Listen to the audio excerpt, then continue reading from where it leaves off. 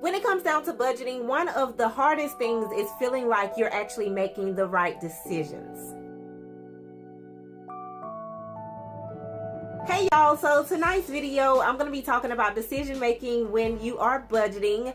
This video was actually sparked by someone who I hope very dearly has found the unsubscribe button to my channel, but they did point out that I mentioned something about not having a mortgage, but we did not pay off the house that we are currently living in.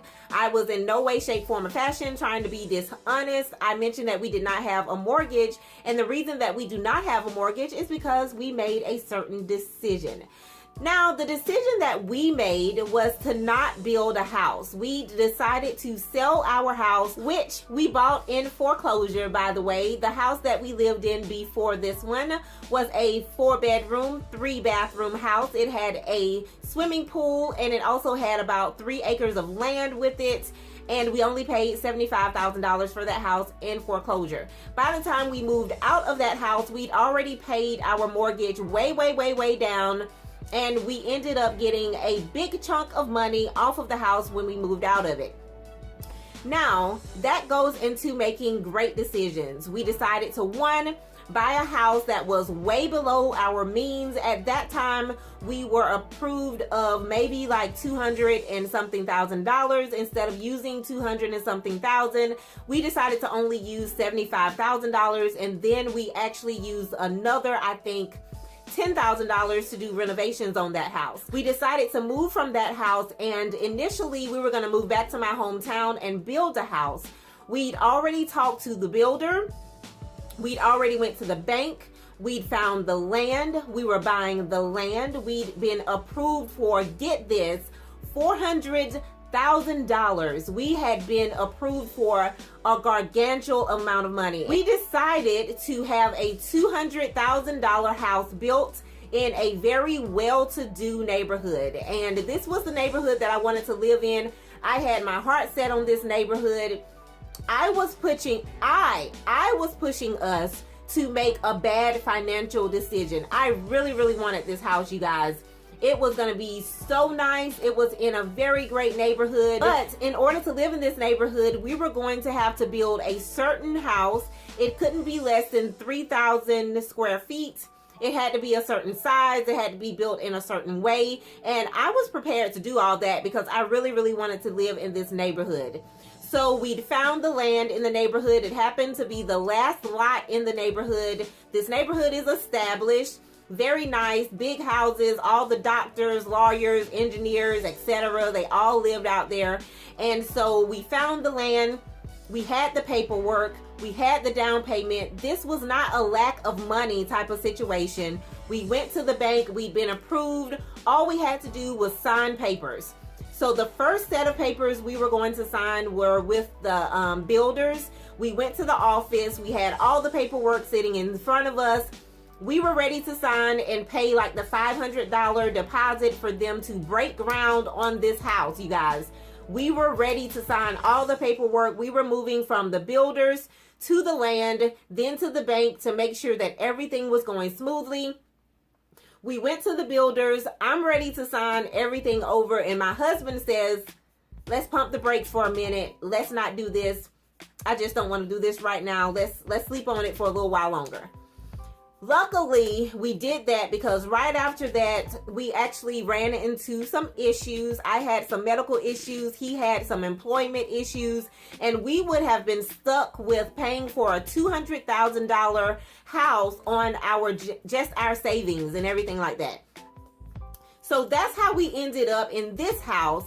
And even after we moved into this house, we got back on our feet, and I really wanted to go ahead and build the house. But my husband, he kind of talked to me, and he started crunching the numbers, and he realized that if we actually signed papers to build the $200,000 house, we would end up paying back close to $300,000. I mean, really close to $300,000. It was more like a $95,000 extra amount that we would have paid for the house if we'd went ahead and got it built. So we decided to just build on to the house that we are currently living in.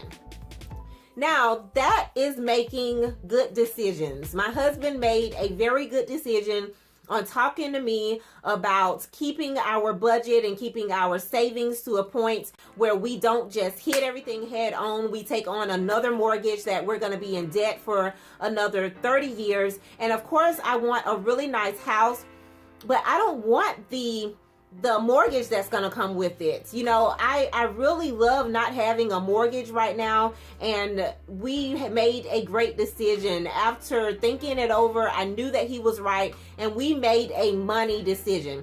Sometimes you just have to make money decisions instead of keeping up with the Joneses and jumping the gun and getting that car that you've always dreamed of, or building the house that you've always dreamed of, or getting the things right now. You make a mindful money decision and you say to yourself, we're going to save money. We're going to go at this another way, and I'm going to be able to get what I want without having to break the bank. I was ready to break the bank, y'all. I was ready to go head on into building this house because I really, really wanted it. I really, really wanted to live in this neighborhood. And so I was ready to do everything. But in budgeting, you really have to be mindful of the things that you do. You have to make smart decisions. And you don't really know if every decision is going to be the right decision, or if every decision is going to get you where you really want to be.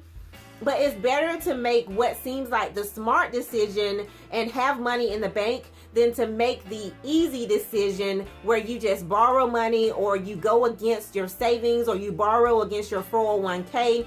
And then you're kind of in the predicament where you need the money and you can't get it back.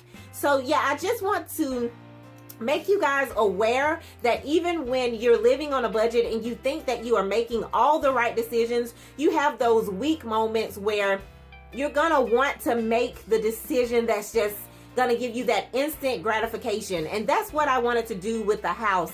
I felt like signing those papers and getting that house built was gonna instantly give me the house that I wanted, and it would have. But it would have also given me a mortgage that I really, at the end of the day, did not want at all. So make sure that you are kind of making the right decisions, the smart decisions. Make the smart decisions. Even if it's a little harder to live with and it doesn't give you that gratification that you are looking for, because y'all, ooh, I wanted that house, y'all. And I know that I'm gonna get the house that I want, but I'm having to wait for it a little longer because we're saving the money to build onto this house and not have a mortgage. And I also want to address the comment that was left on that video. Yes, my parents did give us this house. This house that we are living in was built by my great uncle, I believe. And it's been in my family for a very long time.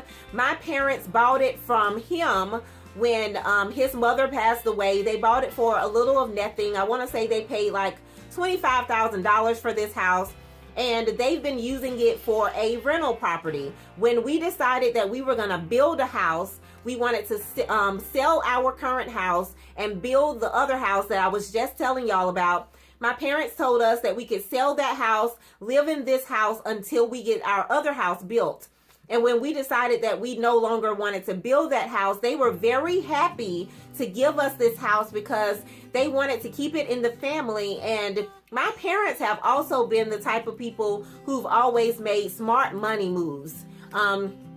So, you know, my dad had his own company for 35 years. It was successful, and now he actually has other small businesses that he runs. I just want to address that because I don't want anybody to ever think that I'm trying to be dishonest. But y'all, my parents have been smart with money. They teach us how to be smart with money, and my husband's parents have been smart with money as well. So I just wanted to put that out there, you guys. Also, I wanted to announce that these videos, these budgeting videos, they kind of have me on the fence. When I first started doing budgeting videos long time ago, of course, I put them on this channel because this was the only channel that I had at the time. Since then, this channel has kind of evolved into a vlog channel, and I honestly feel like the budgeting videos are out of place on this channel. My second channel is more of a sit down and talk, or sit down and show. It's more of a structured channel, and I really want to build my brand, you guys. I'm gonna be honest with you. I really, really, really want to build the Teresa Lawson brand. And I feel like I get so many requests to do things budget-wise. People ask me to help them with their budgets. They ask me to do like budgeting consultation. And I really have a lot of ideas that could go along with budgeting. But I honestly feel like I can't build it on this channel. I feel like it would be better built on my second channel, and I'm going to try to build the budgeting into my lifestyle channel. So this is going to be the last budgeting video on this channel, and I am not trying to get subscribers for my second channel. This channel has a lot more subscribers than my second channel does. But y'all, honestly, for a YouTuber, your subscriber count is just kind of like a personal thing. You want to see how big you can get your channel. You want to see how many people like you. You want to see how many people would like to watch your videos. But when it comes to money and everything like that, you're not paid per subscriber or anything. It may be helpful when you're getting sponsorships. But honestly, y'all, I get sponsorships, and on that second channel, I don't even have 2,000 subscribers yet. And I still get people who email me for sponsorships. And so I'm not reaching for subscribers.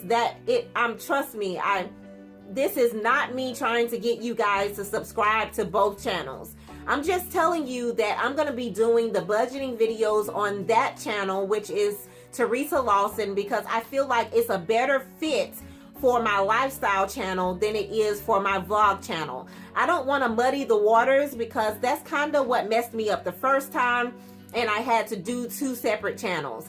It's impossible to please everyone, so I just want to keep my content separate.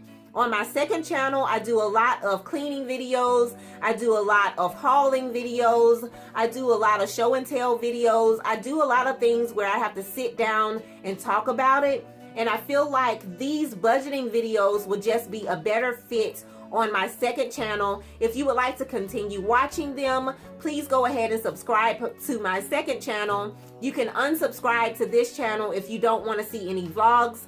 But I really need to separate my lifestyle content from my vlog content, because I feel like the water is just really muddied and it's driving me crazy. I'm just that type of person. I need things to be separate. So if you want to continue watching the budgeting videos, please go ahead and subscribe to my second channel. I will leave that channel linked down below. I'm really looking forward to growing my budgeting stuff. I have some merchandise that I'm working on. I've been looking for a wholesale provider that I can design stuff, and I really have a lot of ideas. I also want to write an ebook, and I feel like I can't do this on the Lawson's Life platform because it's just too laid back for me to build my brand on. So yeah, I just wanted to run that by you guys. I really hope that you will continue to follow my budgeting journey. Next Sunday, I will be back with another budgeting video, but it will be on Teresa Lawson. And I hope that you guys will continue to learn and grow as I learn and grow in this budgeting lifestyle. Hashtag budget life. Thank y'all so much for watching. Please go ahead and subscribe to Teresa Lawson if you want to see other budgeting videos. And if you want to continue seeing our vlogs, please continue to be subscribed to this vlog channel. Thank y'all again for watching. Thank you for your support. And until the next video, I will catch you later. Bye, y'all.